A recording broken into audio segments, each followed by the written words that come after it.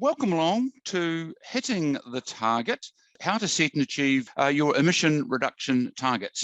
Hosting today, my name's Stephen Cornter. I'm one of the business training managers with the ANZ. So today we are delighted to have some special guests presenting the session. The one key thing I do need to share with you, we won't be talking about any financial products or services or providing any financial advice. We do believe, and certainly our presenters, the material that we have is true and correct as at the time of publication. But the one thing for all of you, depending on whatever business you are, which are many and varied, that taking your own specialised advice from those that support you and your business is critical. Our guests today, and we thank them for their time and making themselves available. So first up, we're going to have Steve Dixon. Now, Steve's our ESG, Environmental Sustainability and Governance Specialist here at ANZ. Certainly brings some great insight. Matt Whyte from Resero Group, and Matt's going to share his story in terms of the business that he's part of and the changes that have happened within their business, and it's a really cool story. I'm not going to steal any of Matt's thunder. And Belinda Mathers, who is the General Manager Technical with Toitū. Belinda's going to share the story of Toitū and turning the services that they offer, and also the practicalities a little bit of actually getting started. So once again, thank you everybody for joining us. Without any further ado, I'm going to hand over to Steve, and he is starting with change. Thank you, Stephen, and morena tātou. My role at ANZ is to support the business in both educating its bankers so they can have sensible and informed conversations around sustainability and climate change with clients, but also the development of a new product suite, which I'll be talking a little bit about in a moment. Our position as a bank on this is that, frankly, sustainable business is smart business, and it's the future of business. There is no avoiding that we're going to have to transition the way our economy operates. We're going to have to find a way to move away from fossil fuels, to find smarter and more efficient ways of using the resources that businesses use.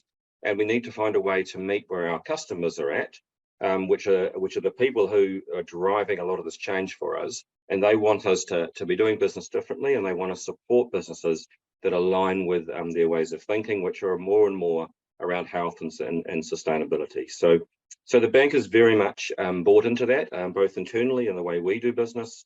We've been carbon zero for a decade, for example, but in a lot of ways, we're trying to do that ourselves. But our biggest footprint is with you, our businesses and our clients. And so we're embarking on this journey to support our clients with products and other support to kind of bring everyone along to help us support businesses and their customers, but also to help the government and us as a nation reach these targets that we've committed to. So you can see from the statement there where we sort of stand. If we shift along, Stephen,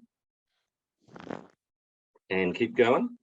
I'm going to start with the sort of the policy framework and an overview of where we've got to over the last 3 or 4 years, because there's been a lot of change here, and it's quite likely that you might have missed some of these bits, but in various ways, these changes and policies impact everybody. So right at the top there is the Zero Carbon Act that was established, enacted in 2019. Basically, that established our targets in law. So we have a target of net zero by 2050. We have a target for methane of 10% reduction by 2030. And we have longer term targets for reduction in methane of between 23 and 47% in 2050. We also have an interim target for the Paris Accord of halving our CO2 emissions, excluding methane, by 2030. So there's some pretty challenging targets in there, and they're pretty challenging when you think that we have barely started to reduce our emissions overall as a country to date. We may have plateaued, certainly over COVID, we probably dropped a little bit given the sort of the economic inaction during that period, but we're lucky if we've plateaued, and since 1990 we've increased by about a quarter. So we've got a long way to go to bend this curve. And part of the tools that the government's put in place to support that is the Climate Change Commission, which you would have heard about. They are basically the government's auditor. So their role is to support the government with advice around climate change, but primarily they're there to to keep any government of the day honest around how the policies and the regulations and the actions of government and the economy are getting us towards those targets that we've legislated for. So they give an annual review of our progress towards those targets. So they're very independent and they sit to the side as kind of an auditor of our direction. The emissions trading scheme you'll be familiar with, although it's had a lot of changes in the last 3 years. It's now got a proper cap on it. We used to have a trading scheme that didn't have a cap for the amount of emissions that could be traded through it. It now has a sinking lid that's been established by the Climate Change Commission. It's set as 5-year budgets over the coming 15 years. And it's an auction system now where all the money goes into a special pūtea from which the government takes that money out and uses it to support reduction activities around the country, which I'll talk a little bit more about. Te Waka Kanoa off to the left there on your screen, this is the agricultural plan, the agricultural strategy, which you would have heard a little bit more about in the last week. I won't go into detail there. It's a presentation all of its own, except to say that the sector has come together and managed to come up with a pricing approach and how they would as a sector hit those 10% methane targets and other targets. They presented that as recommendations to the government a few months ago. The government has very recently come back with its position, which is now out for consultation for the next month. So there's room and time to input further, and the final decision we expect to see in the new year as to how we'll go about pricing emissions in the agricultural sector, which remember is about half of our total emissions. So it's a really important sector for us to get right as a nation. Out to the right there is the adaptation planning. That's in its very initial phases, but the reality is, as you'll be aware from the Nelson floods a month and a half ago and other impacts that were already being impacted by climate change. It is real, it's hitting us now, and we need to organise ourselves as a nation to adapt to what the impacts are going to be. We've already embedded a bunch of climate change through a 1.1 degree rise internationally in temperatures. So we're going to have to plan for what that looks like in coming years as that temperature will inevitably increase before the world manages to bend the curve. And finally, the emissions reduction plan. This is a $3 billion plan, all sorts of money across a variety of sectors, including public transport, including industrial support. So there's over $500 million towards taking coal and gas out of process heat. There's lots of familiar subsidies and for the likes of EV, but there's a lot in this plan. It's a 350-page plan. It's got 70 pages of actions alone. So if you're in business in some way or other, this is probably impacting you. There will be plans afoot, there will be strategies, and there may well be some money available for businesses in transition. So I'd recommend you go away and find the summary. I don't expect you to read the 350 pages, but there is a 30-page summary which will give you a headline as to things that might be sort of impacting in your sectors. So flying along. So the government is obviously putting a lot of plans in place to support our transition, but the transition isn't largely being driven by government now. The transition, next slide please, is being driven by consumers. So what we're seeing out there is that businesses are dealing with questions and having challenges, if you like, that they haven't seen before. This is a slide, this is a survey done by Canterbury annually of the environmental attitudes of New Zealanders, and it asks whether or not you're personally committed to living sustainably. And as you can see from the trend, that's only rising, and it peaked. We were peaked in sort of 2018 around particularly focusing on plastic and what they call the awakening on plastic. And you need to remember, back in 2018, the awakening on plastic was driven by a couple of different things, including a David Attenborough documentary. And what happened next? About less than a year later, there was regulation to remove plastic, single-use plastic bags. And so this is the sort of impact that these kind of awakenings and challenges and changes can have in consumer sentiment. And right now we're sitting at 48% of Aucklanders telling us that they want to live or are committed to living sustainably, which flows into their purchasing. And businesses are seeing that. We're seeing entire new categories of purchasing around alternative milks and alternative proteins. you'll see a really clear impact. So EVs are obviously being supported by the government subsidies that came in 2019, 2020. But the speed of this change has caught everyone by surprise. And so you can see in 2021 what the trajectory is of EVs. In 2022, it's doing the same. But what we're seeing is that 2 out of every 10 new vehicles coming into New Zealand are now battery electrics, and 4 out of every 10 new vehicles being sold in New Zealand are battery electrics or hybrids. So this has happened way faster than either the government or the industry expected. And it kind of tells you that there's both a combination of sentiment and economic incentive in place here. When petrol hits $3 and the government's willing to support with a subsidy to support you into a new vehicle, people will move. And this will happen across other sectors as well as time goes by. And what you don't want to be as a business, I think, is being unable to meet demand. It's a struggle at the moment with supply chains and with staffing issues for many businesses and many sectors. But that is obviously what's slowing the electric vehicle market at the moment, is the fact that we simply can't meet this demand that's coming real quick. And it's not going to change if we flick to the next slide, Stephen. EECA does an annual survey of asking a very simple question: what car are you going to buy next? And the black line at the top there is petrol vehicles, and the orange line are diesel vehicles. And in the middle there are 2 lines tracking hybrids and electrics. And what they predict will happen with these lines is that by 2024, there will be more hybrids and battery electrics being purchased than fossil fuel vehicles. So the change is happening really quickly, and it's moving, in an inevitable trajectory, if you like. And so what we're seeing now is across the economy, particularly as agriculture comes into the ETS or starts to pay a price for carbon in 2025, is that pretty much everything you purchase that has a significant carbon component or a carbon intensity in it is going to have a carbon price built in. So you're already seeing that with your petrol, that you're paying 20 cents plus a litre at the moment. You're seeing it in your electricity, where it's fossil fuel driven, coal or gas. And you'll see it across nearly everything you buy in the future. The carbon price has obviously gone up significantly. In the last 3 years, it's more or less tripled. And that trajectory is expected to continue. The Climate Change Commission is suggesting that the cap should come off the carbon price. Currently, there's a cap of $70, which clearly isn't working because the price is just over 80 at the moment. But they're suggesting that cap largely comes off and goes up to about $170 because they believe the price needs to get to at least $130 by 2030 to drive the sorts of change in the economy that they need to see to enable us to hit those targets. So there's an inevitable increase, and no one wants to hear this during a cost of living crisis and an inflationary environment as we have, but this is the inevitability of an economy transitioning. And people are going to have to pay a price for carbon, and we're going to have to move away, therefore, from carbon-intensive approaches if we flick on. So if we move on now to some case studies, I'll just flick through this one. I think Stephen have sort of covered this message.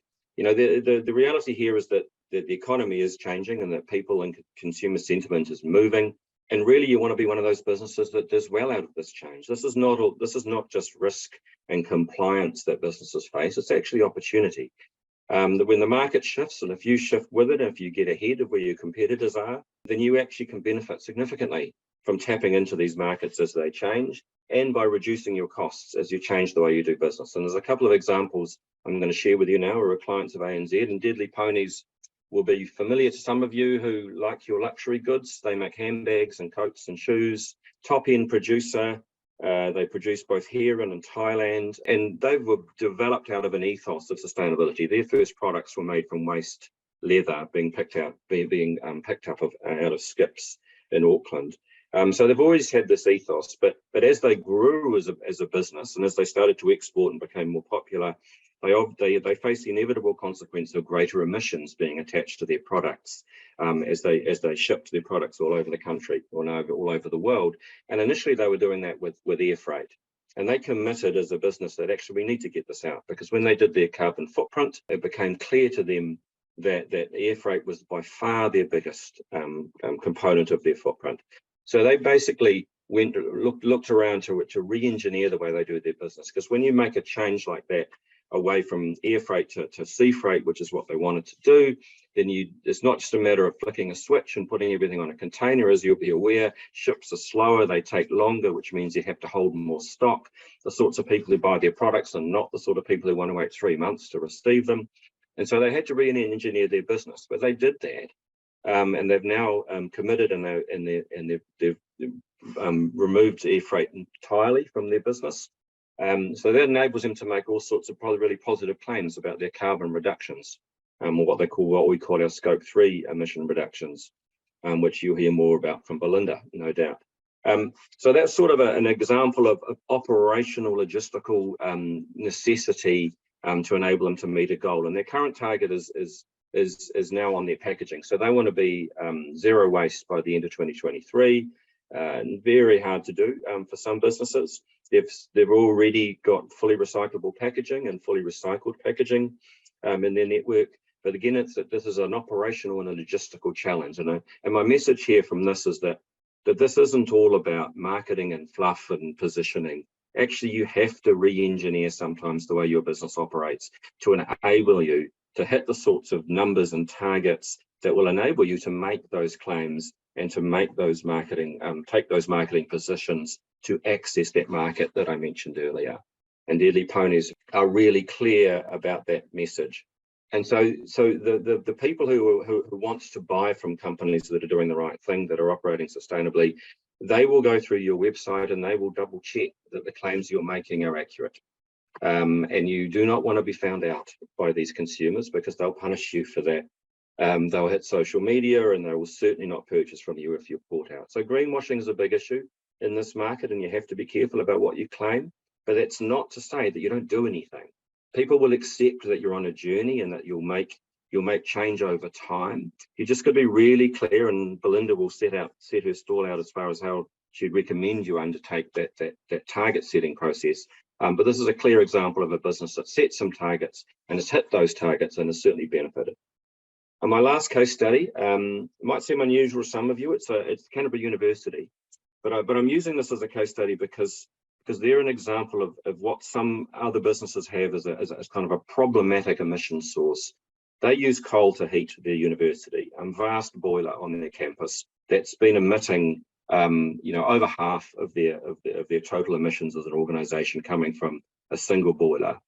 And that's the case for many organisations, our meat processors, our dairy processors, and anyone producing steam or high temperature water has probably been using coal or gas up until very recently, because it made economic sense. But now there's some different sort of messages in play and some different attitudes in play, and we need to change that. And here's an example of an organisation who basically got the engineers in and made a plan. They're shifting out of their coal boiler by 2024 into firstly a solid fuel boiler. So they're going to be using pellets or the like. But ultimately their plan is to go to ground source heating, which is basically using the consistent temperatures deep under the earth, which run at about 14 degrees, a good distance down underneath Christchurch. And so they use that constant temperature. They run pipes through that, and they use that to both warm the university to a degree during winter, and they top it up using a boiler, or to provide cooling during the summer. So this is an example, I guess, of a single point source that required a big hit.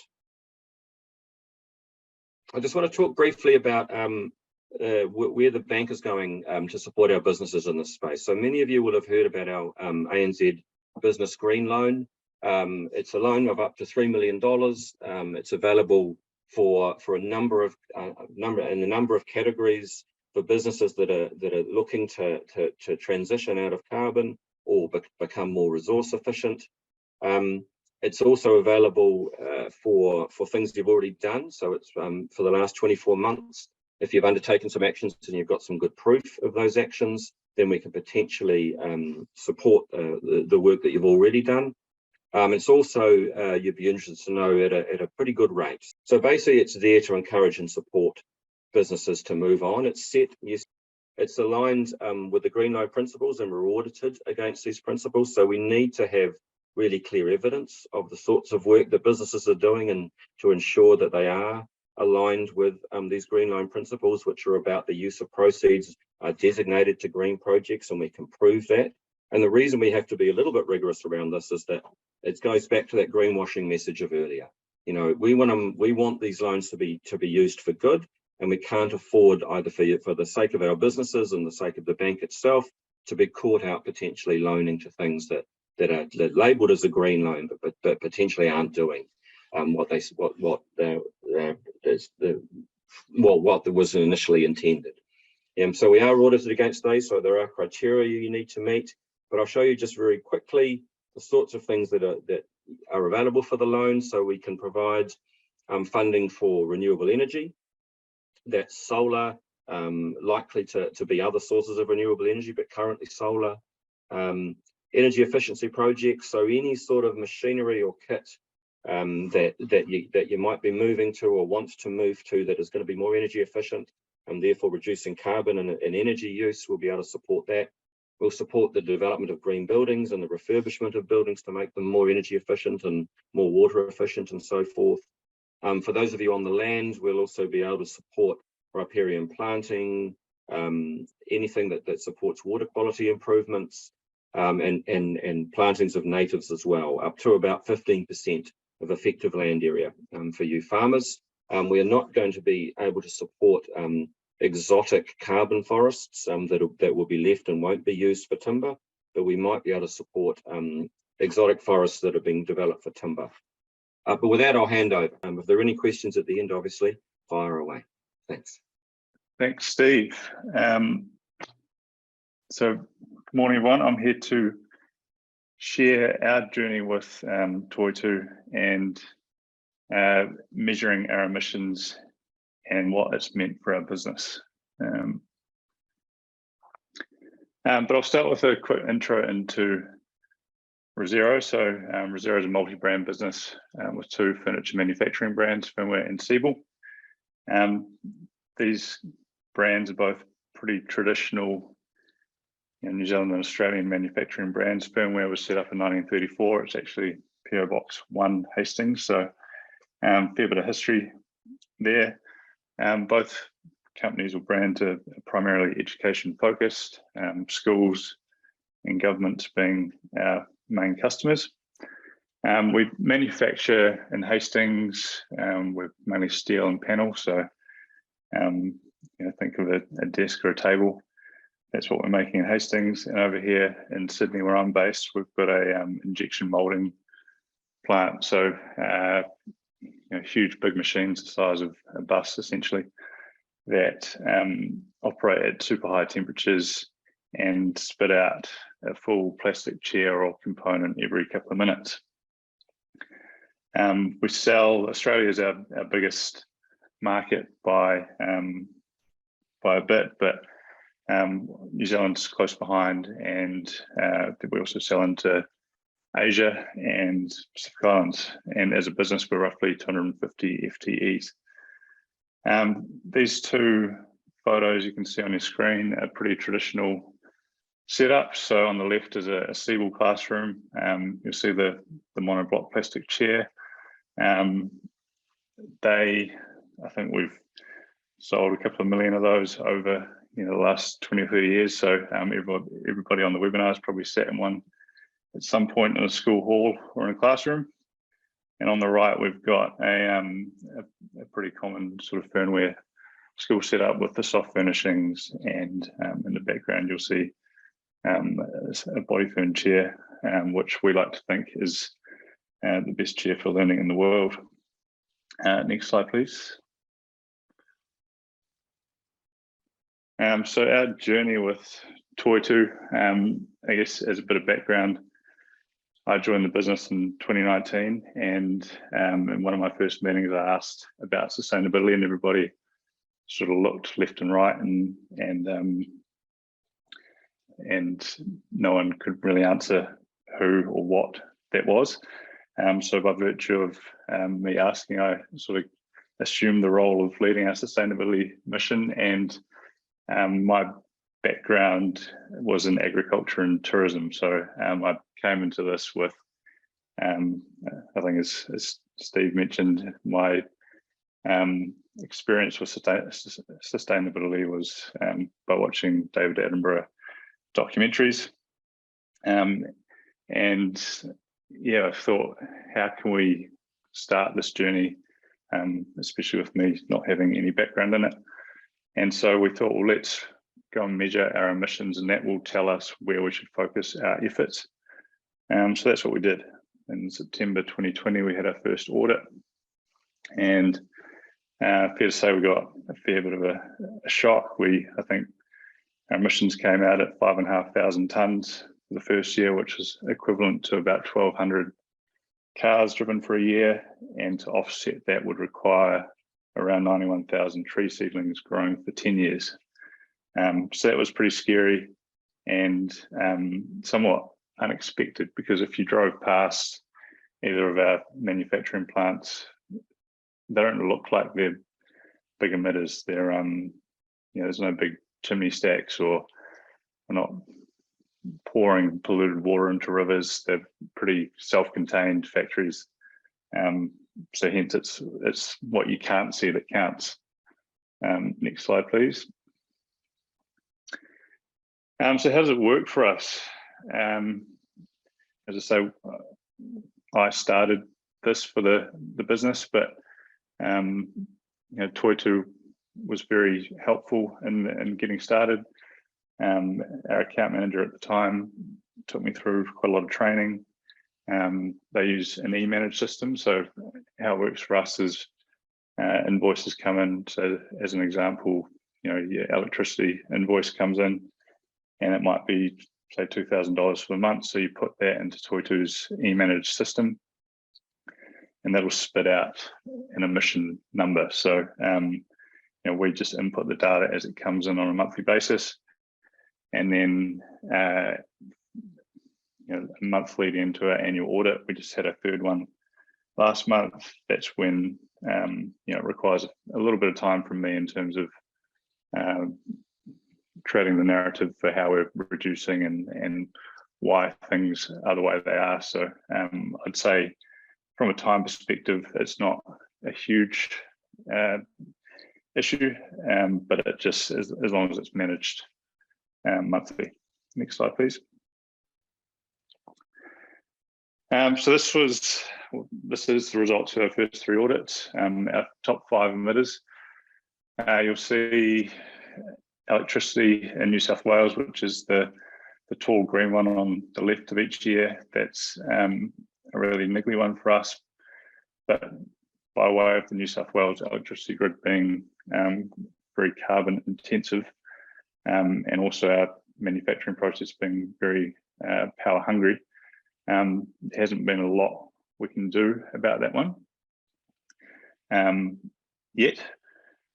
Next, you'll see we've got our freight road trucks. That's actually come down quite a bit, but not by anything we've done to reduce emissions per se. It's more been a result of the supply chain and logistics issues that we're all facing, forcing us to change the way we ship, and we're shipping more components and assembling in market.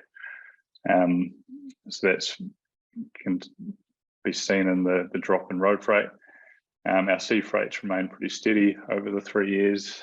And then the next one, the deep purple one, that's been a pretty annoying one, because we used to send our sawdust to the local timber mill, and they'd use it as biofuel, and then they stopped taking that in 2020. So we're now sending that to the landfill, which is obviously not ideal, but we're working on solutions for that. And then the far right one is our waste to landfill, commercial and industrial, which has also been stubbornly high. But I think we have recently just signed up with a new waste provider who's come in with the promise that they can reduce our waste to landfill by up to 85% over the next 18 months. So that's been a pretty exciting find for us. Next slide, please. So how's it affected our business decisions? So Yes, the key thing is decisions are no longer just about the economics, but also the emissions. So, we've targeted our top emission sources and in most cases found ways to reduce these. So for example, our waste to landfill I was talking about, this company, by digging into our OPEX, which, I mean, your waste provider, they come in every month or every week, pick up your skip bin and you pay your couple of grand a month, whatever it is, and you never really dig into it. But because our emissions were so high from waste, we decided to really dig into what we could do to try and change that. And we found this waste provider over here in Sydney who said not only can they reduce our waste to landfill by up to 85%, but they can actually save us about 40% of our cost of sending waste to landfill in the process. So that's a real win-win of economics and the environment. Another example of that would be, about a month ago, our head of operations over here in Sydney came up to me with a piece of paper in his hand and said, found a way we can reduce our emissions by 23% from electricity. And obviously that's solar. And he was more excited about reducing emissions than the 11% reduction in costs that we'd get from putting solar on the roof. So again, we've found a solution that not only is good for the environment, but it's actually going to save us quite a lot of money over the long term. So there's some examples of us getting buy-in from the business, people within the business, as we've shared the story of our emissions and set up a sustainability council.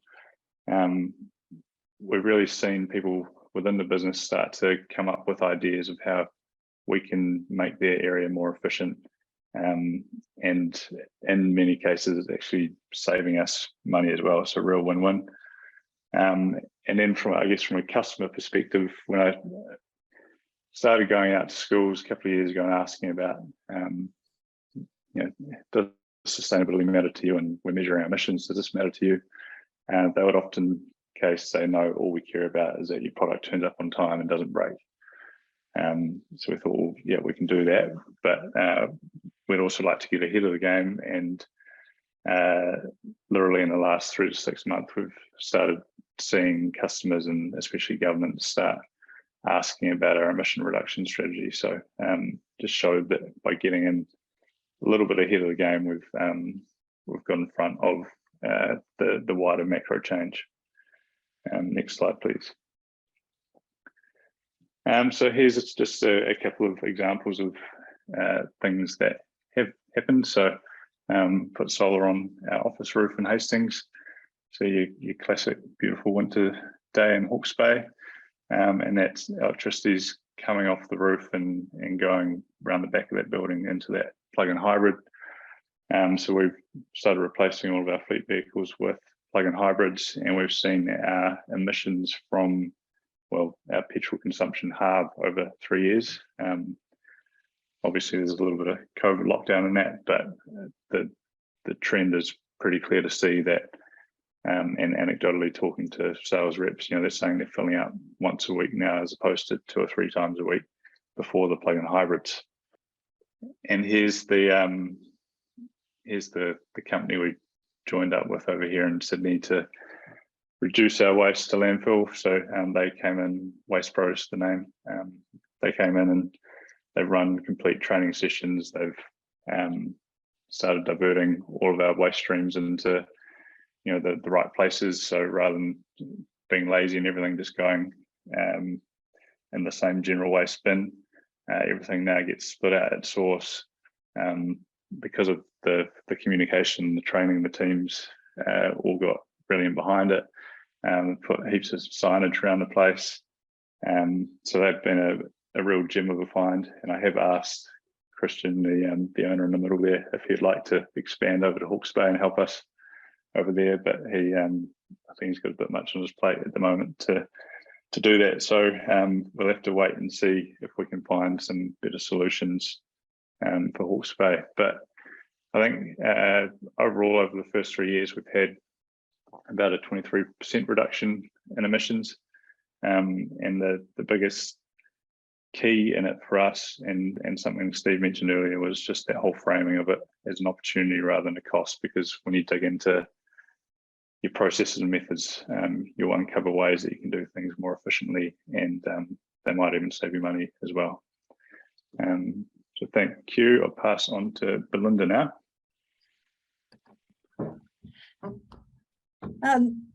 Thanks, Matt. Kia ora koutou, ko Belinda Mathers toko ingoa, ke Toitū Ahoe mahi ana. Thanks for the invitation to speak with you all today. I'm going to share some insights from the work that we are doing with our clients at Toitū, along with some developing international best practice. So we're currently working with over 800 New Zealand organisations and a bunch of others around the world to help them to measure, reduce, and if they choose, neutralise their greenhouse gas emissions. We operate 3 greenhouse gas certification programs for businesses: Toitū Carbon Reduced, Toitū Net Carbon Zero, and Toitū Climate Positive, all of which are based on the International Measurement Standard ISO 14064. Part 1, 2018. A key component to all of our programs is emissions reduction. It's not just about measurement and offsetting, but reduction, because that's what our atmosphere needs, and that's what the world needs to avoid catastrophic climate change. So I'm going to talk a bit about how you can set meaningful emissions reduction targets in your business.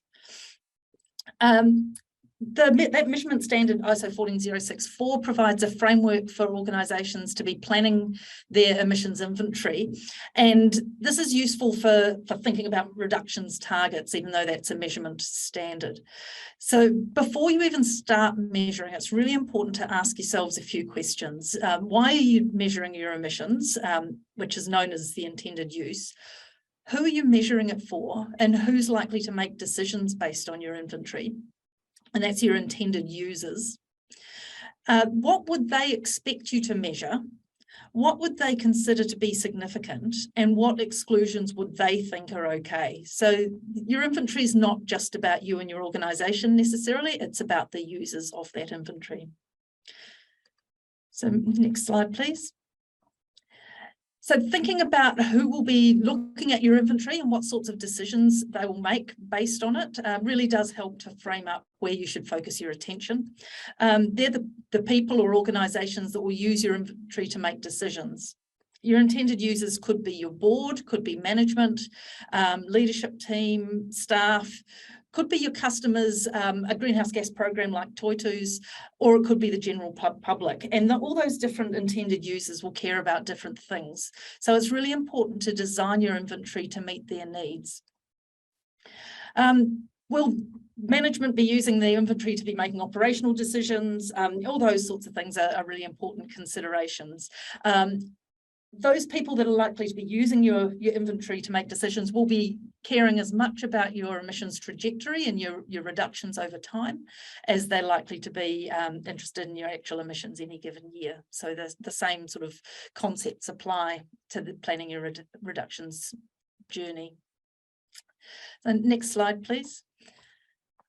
Before you set out gathering data and doing emissions calculations, it's really important to think about why you're preparing your inventory. Are you aiming to reduce costs, which is a really valid reason, or maybe increase the value of your brand? Is it supplier driven? Are you encouraging staff buy-in? You know, there's lots of reasons, and you'll probably decide it's a combination of reasons, but the purpose of your inventory will drive decisions about the boundaries you use, what you measure, what emission sources you're including, and the reduction targets you set. So I really encourage you to think about it really early and review those intended users regularly, just to think about whether anything's changing there. So once you've decided on who your audience is, you'll be able to think more easily about what they care about.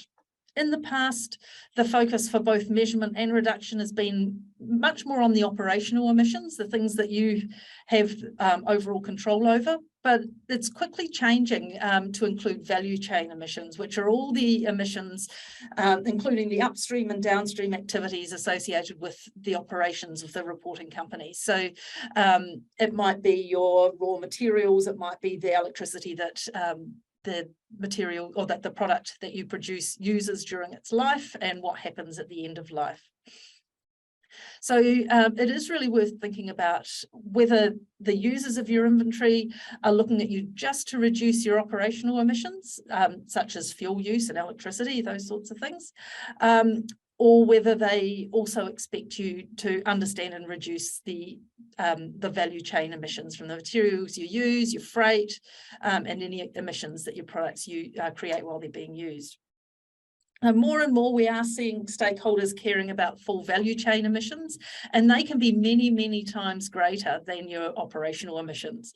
So the figure there, it's a wee bit hard to read because it's a bit small, but it shows how many times larger the upstream scope 3 emissions are than the operational emissions for a range of sectors. So you can see that, for example, in retail, the emissions associated with the materials that are being sold, or the things that are being sold, can be 28 times the emissions associated with actually operating that retail business. And organisations like the Warehouse do get a little bit of flack at times, or media interest and stakeholder interest in whether they're looking at both of those. So when you start thinking about how to set your emissions reduction targets in line with your stakeholder expectations, you might come across the concept of science-aligned or science-based targets. Climate science, including the IPCC assessment reports that have been issued over the last year, tells us that we need to peak our global emissions before 2025. And putting that into context, that's only about 800 days away.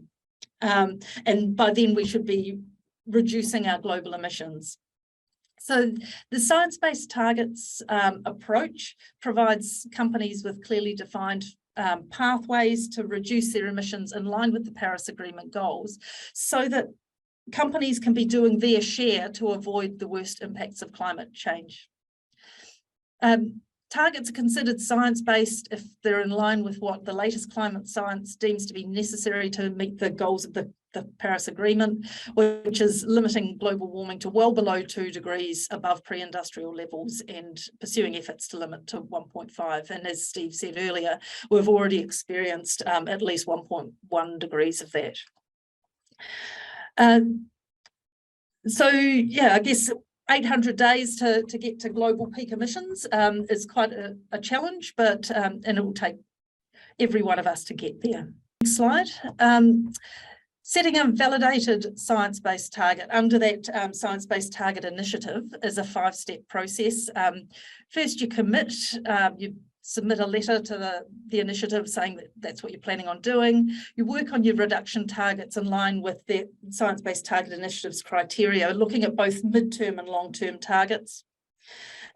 You submit that to Science-Based Target Initiative for official validation. You communicate your targets, make sure your stakeholders know, and then you disclose that widely and make sure you're tracking your progress over time. So if you want to think about science-aligned targets but aren't intending to get them signed off by SBTI, you broadly follow the same process, but that commitment is an internal commitment and you wouldn't be submitting it for approval. But it's really important to remember when it comes to tackling this climate crisis, setting the target isn't on its own isn't climate leadership. It's a really important step on the way, but the real work starts after that in actually achieving those targets. And I'm sure Matt has experienced that. And you've got to start somewhere. You start with setting those targets, but then you have to do the work to implement those. Moving on to the next slide, and I won't. Sorry, just got out of order with myself. So the Science-Based Targets Initiative published their corporate net zero standard in October last year.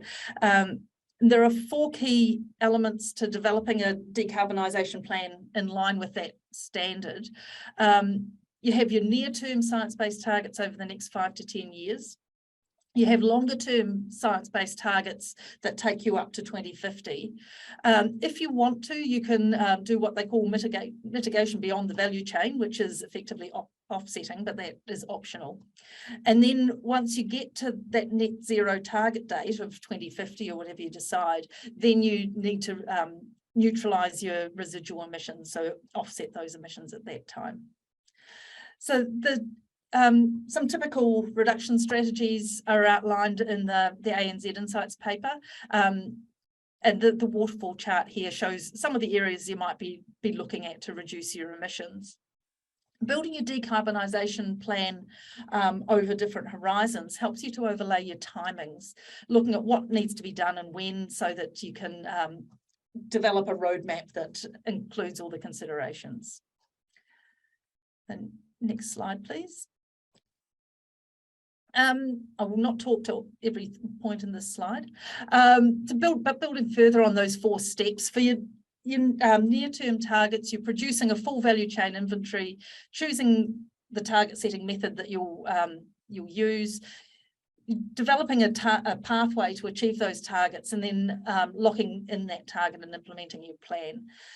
For your long-term targets, the approach is similar, but your pathway is broken into several cycles that align with those near-term target cycles. So an example of that is the New Zealand emissions reduction plan that Steve mentioned earlier. We know the 2050 target, we know that there's 5-year budget periods, we've got a high-level picture of what will happen in some of the future periods after 2025, but we've got more detail about what's happening in that first budget period.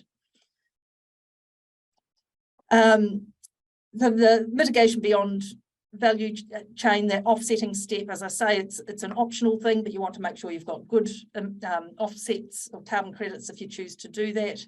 And then, making sure that you're communicating and monitoring your process through the whole process is really important. Next slide, please. So we might skip this one, just a bit aware of time. So setting science-based targets is all well and good in theory, right? But businesses have got a lot of challenges facing them, especially at the moment. There's COVID, economic uncertainty, supply chain challenges, difficulty in finding staff. So it's a bit tempting to put things off. I strongly urge you not to put it off because it's just going to get harder and more expensive the longer you leave it. So think ahead about those barriers. If there's large investments you might need to make for transformational changes, whether technology is available yet, whether there's lower emissions raw materials available, and whether you've got the skills and knowledge within your business to come up with that plan and implement it. If you've thought through what those challenges are and what those barriers might be, then you're in a much better position to deal with them. You can do the easy stuff while you set yourself up for the next phase of your business transformation. So once you've set those strong targets, you need to really be accountable for them, make public commitments, make sure they're true, monitor your progress, get assurance over your inventory. You want to know that it's robust. Work with your supply chain. It's much easier if everybody's focusing on this and you choose suppliers that will work with you in that space. Remember, you need to reduce your emissions before you offset, share your learnings with others, and collaborate. Much easier to learn from other people's mistakes or for other people to learn from yours instead of everybody making their own mistakes and not collaborating. Just to close, a reminder about what good climate targets look like. As well as those short-term targets, be thinking long-term so that you can build in the bigger investments and business changes that might need to happen. Do use climate science as the basis of your plan. Focus on your biggest emission sources rather than playing around the edges. Consider your challenges. Don't let them put you off. Offsetting will come last in the process. It's not the solution to everything, but if you do offset, make sure they're high integrity carbon credits you use. And really importantly, we need to avoid causing bigger problems somewhere else through the decisions we make. So really think holistically and avoid unintended consequences. So that's it. I know we don't have a lot of time left. We've all run a little bit behind time today, so I'll pass back to Melissa to wind up. The first question I had, and this came through in the registrations, there is only so far we can go with emissions reductions based on current technology. For example, alternatives to specialised carbon fuel-based heavy machinery vehicles are unavailable and or rely on the supply of hydrogen. Business with carbon zero goals ultimately lead to purchase carbon credits voluntarily at this stage in some form or another. What options do we have for carbon credits in New Zealand and how much should we pay? I think maybe you, Belinda? Or... Sure. That's quite a complex question in some ways. So in New Zealand, the carbon credits we currently have available are almost entirely biodiversity-based credits, so forestry or afforestation, reforestation type carbon credits. New Zealand, it's a bit tricky to have technology credits because of the way our ETS is designed. Actually having carbon credits that are additional to New Zealand government targets is a bit limited, but we're working with MFE at the moment to try and help build a voluntary carbon market that works for New Zealand businesses. Great. Thank you. Stephen, for you, says there is a carbon tax included in fuel and power. So does that mean the consumer does not have to separately purchase credits to offset their emission from use of these sources? I think it's probably a Belinda question, but the short answer would be no. You don't get out of paying for offsetting for your fuels if that's the way you want to go. This one, greenwashing can prove challenging for organisations to identify and eliminate as an option. What are your suggestions around this? Belinda, maybe that's your greenwashing? Yeah, sure. So key to greenwashing or avoiding greenwashing is making sure that what you say is robust and backed up by evidence. So that's why many of our clients come to us, I guess, so that they have been through an independent audit process and they can actually show that what they're saying is true and can be relied upon. Okay, great. Cool. And then I just have one here for you, Matt. How often do you review your targets and assess your progress? So we have to do it as part of our audit, but I think we've been doing it a little bit more frequently of late because, as I mentioned, some of our customers, our government customers, have been asking for targets, so we've been going through quite regularly and just sense checking that everything makes sense, and that we're hopefully on track towards hitting what we're saying we want to hit. Cool. That's great. Steve, one for you. How important is it having access to good data for things like this? It's absolutely crucial, particularly if you want to make claims. Thankfully, though, there are all sorts of ways to get your carbon footprint. Obviously, Toitū is here in the house with us, and I would recommend that you have a chat with them. But there are also some other routes on the biz.gov site, which is an MB site for businesses. There's a link through there to a free sort of carbon measurement tool. There's also lots of advice on that site. And there's a number of tools elsewhere. So there's quite a lot of tools, be it in the agricultural sector, if you're measuring on-farm footprints, or for smaller businesses who may not be able to afford a consultancy or the like to come and measure your footprint. There's a number of free tools. And actually some of those tools, including what's called Carbon Assess, which is Toitū's small business tool, which is free, you can get your full footprint for your past year in under 2 hours. So it's actually much easier than it was just 2 years ago to make a start. And as Belinda was pointing out, once you have those numbers, you can see where your problem areas are and you can start to work on those peaks. So go and find those first up measuring tools and make a start there.